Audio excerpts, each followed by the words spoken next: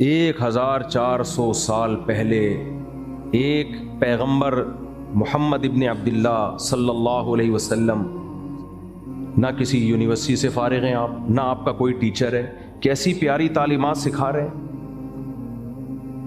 صفائی سکھائی اس دور میں، یورپ میں، انگریزوں میں 15ویں صدی کے بعد صفائی ستھرائی کا شعور پیدا ہوا ہے، اس سے پہلے نہیں تھا۔ ہمارے نبی نے ہمیں کیا صفائی سکھائی ہے؟ فرمایا اذا استيقظ احدكم من منامه فلا يغمسن يده في الاناء حتى يغسلها ثلاثا۔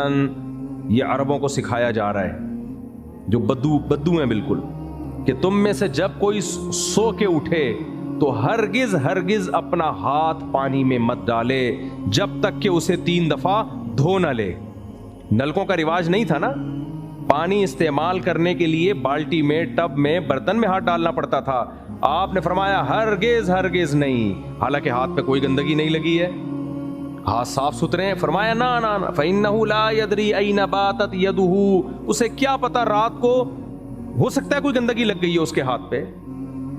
یہ طہارت سکھائی جا رہی ہے 1400 سال پہلے۔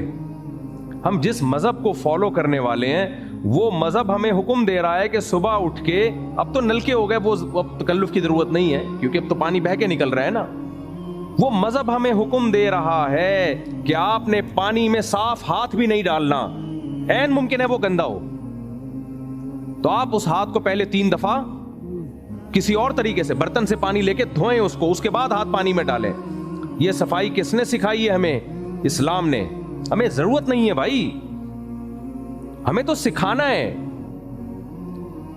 آج ہم سکھا نہیں رہے، کیوں نہیں سکھا رہے؟ مذہب کا کانسیپٹ جو تھا وہ ختم ہو گیا ہے، جو نہیں تھا وہ ہماری سوسائٹی میں آ گیا ہے۔